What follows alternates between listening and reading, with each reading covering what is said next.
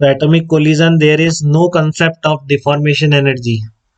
तो आपने जो 11th क्लास में पढ़ी थी कोलिजन्स, जो अभी डिस्कस करी अपन ने लास्ट लेक्चर में, तो उसमें हमने क्या करा था कि कुछ काइनेटिक एनर्जी का लॉस किस में हो जाता है, डिफॉर्मेशन एनर्जी के अंदर हो जाता है, ठीक है।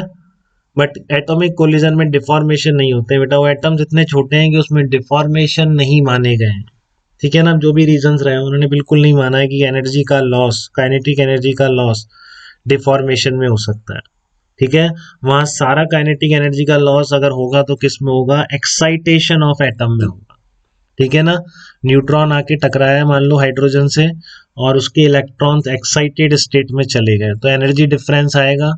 ये डिफरेंस कहाँ से आएगा, एनर्जी कहीं से प्रोड्यूस तो होती नहीं, तो जो एनर्जी डिफरेंस आएगा वो कहाँ से आएगा, टोटल काइनेटिक एनर्जी सिस्टम की क्या होगी, कम हो जाएगी। जो न्यूट्रॉन कोलाइड कर रहा था यही आएगी बेटा, आएगी भी, यही नहीं पूछी गई डिटेल में, तो बाकी कुछ नहीं पूछ सकता आपसे। जनरली न्यूट्रॉन की हाइड्रोजन एटम से, हाइड्रोजन लाइक एटम से इस तरह के क्वेश्चन आते हैं, ठीक है। तो न्यूट्रॉन में तो एक्साइटेशन का कोई चांस नहीं, ठीक है। तो क्या होगा, हाइड्रोजन एटम का इलेक्ट्रॉन एक्साइटेड स्टेट में जा सकता है, तो दोनों स्टेट में जो डिफरेंस होगा that will be the difference in the kinetic energy of the system, ठीक है।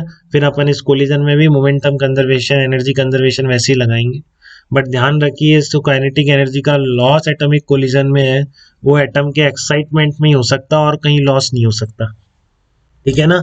अगर हाइड्रोजन एटम एक्साइटेड स्टेट में नहीं जाता इलेक्ट्रॉन तो फिर काइनेटिक एनर्जी कंजर्व रहेगी, ठीक है। तो इलास्टिक एटॉमिक कोलिजन का मतलब क्या हो गया, अब आप समझे क्या। इलास्टिक एटॉमिक कोलिजन का मतलब नो एक्साइटेशन, कि कोई इलेक्ट्रॉन किसी भी एटम में जो कोलाइड कर रहे हैं एक्साइटेड स्टेट में नहीं गया है, तो उस कोलिजन को, एटॉमिक कोलिजन को क्या बोलेंगे, इलास्टिक कोलिजन बोलेंगे। मतलब वही काइनेटिक एनर्जी कंजर्व रहेगी, क्योंकि काइनेटिक एनर्जी का लॉस एटॉमिक कोलिजन में केवल एटम को एक्साइटेड स्टेट में भेजने में, इलेक्ट्रॉन्स को एक्साइटेड स्टेट में भेजने में हो सकता है, ठीक है। तो इलास्टिक एटॉमिक कोलिजन का मतलब है नो एक्साइटेशन। फिर बात आती है perfectly in elastic collision. Perfectly in elastic collision का क्या मतलब है, excitation occurs and maximum kinetic energy transfer occurs, ये देखो, ठीक है। And velocity of colliding particles become same after collision.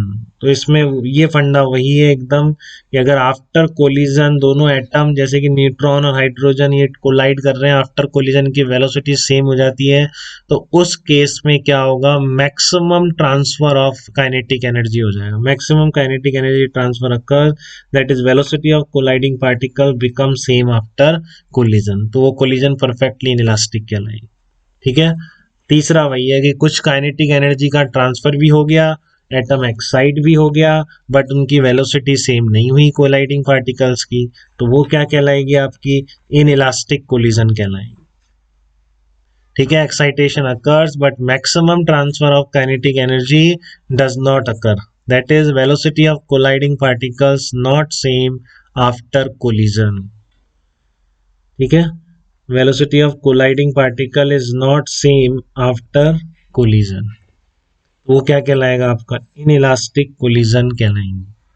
तो बात समझ में आई बेटा, वैसे ही है बिल्कुल, बट डिफरेंस कहाँ पर है, काइनेटिक एनर्जी का लॉस किस में जा रहा है, वहां पर काइनेटिक एनर्जी का लॉस डिफॉर्मेशन एनर्जी में जाता था, यहाँ पर काइनेटिक एनर्जी का लॉस किस में जाएगा आपका, एटम के एक्साइट होने में जाएगा। अगर वो नहीं होता एक्साइटेशन तो उस केस के अंदर कोलिजन कैसी कहलाएगी, इलास्टिक कहलाएगी।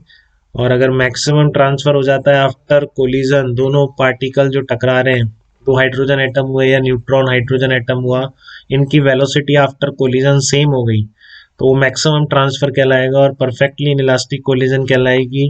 अगर आपकी वेलोसिटी एक्साइट भी हो जाता है, जैसे न्यूट्रॉन हाइड्रोजन टकरा है, हाइड्रोजन n=1 से n=3 में चला गया इलेक्ट्रॉन, ठीक है, तो वो आपका एक्साइटमेंट भी हो गया और मान लो दोनों की वेलोसिटी भी सेम नहीं है, तो वो इनइलास्टिक कोलिजन है। काइनेटिक एनर्जी ट्रांसफर तो हुआ बट मैक्सिमम ट्रांसफर नहीं हो पाया, ठीक है। अब वो कंडीशन हम एग्जांपल्स के थ्रू का ध्यान से समझेंगे कि कब कौन सी कोलिजन हो रही है, ये हम काइनेटिक एनर्जी की इनिशियल वैल्यू से निकाल सकते हैं एकदम, ठीक है ना। तो वही आपको निकालने को आएगा, पहले तो कि टाइप ऑफ कोलिजन बताओ, फिर वो आप निकाल लेते हैं तो फाइनल मोमेंटम या किस एक्साइटेड स्टेट में गया ये सब पूछ सकता है आपसे। ठीक है, तो वही प्रॉब्लम स्टार्ट कर रहे हैं, यहाँ तक तो डाउट नहीं है।